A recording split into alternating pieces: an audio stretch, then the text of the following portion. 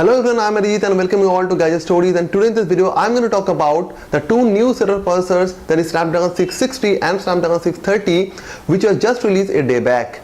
So to know about all of these processors, see the video till the end. And one more thing, if you haven't subscribed my channel, click on the below red button to subscribe and also click on the bell icon to get all updates from me. So what are you waiting for? Let's get started.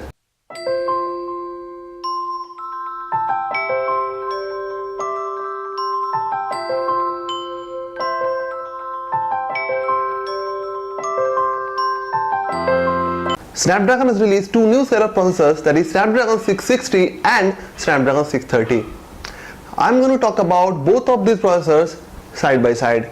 In case of Snapdragon 660, you got a 8-core processor. In case of Snapdragon 630, you also got a 8-core processor. In these two processors, you got a set of two 4-core processors. But in case of 660, you got a processor from Cryo 260. But in case of 630, you got the processor from Cortex A53. Now for the two set of 4-core processors, the first 4-core processor has a speed of 2.2 GHz and the second 4-core processor has a speed of 1.8 GHz.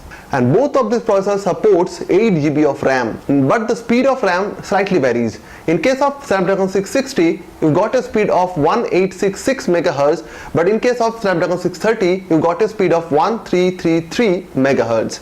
Both of these processor supports dual 16MP camera, and in case of single camera it supports up to 24MP. Now talking about its new features, that is both of these processors support Bluetooth 5 and Quick Charge 4.0. In case of Bluetooth 5, you can add or pair up to two Bluetooth devices simultaneously at a time.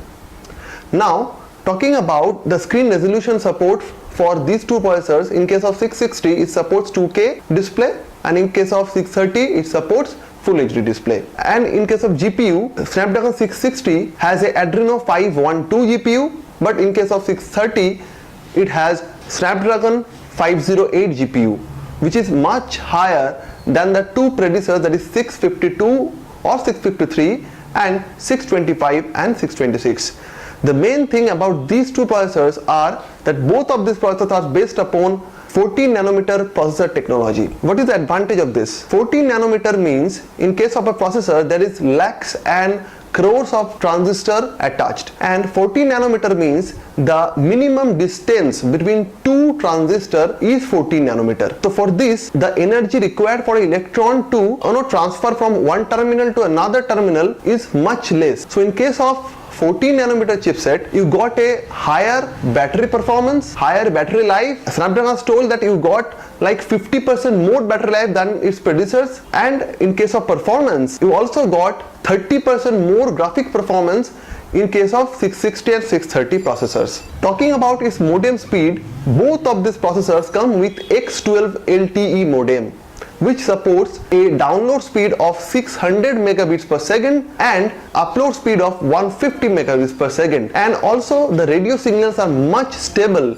in case of these two processors. So these are the information which are important to know about these two processors, and it will come in the new phones within 3 to 4 months. Qualcomm has already shipped to its vendors. You can expect these processors within 3 to 4 months in new phones. So you can get a bit higher performance. In case of mid-range phones, you don't have to buy a 835 processor, which is much costly in the market. You can get similar type of performance in much less costly processors, that is Snapdragon 660 and Snapdragon 630. So if you like the video, do press the like button, and also if you have any queries about these processors, please comment on the comment box below, and also don't forget to subscribe my channel, as I always come with this type of technological videos every day. So see you in my next video. Until then, goodbye.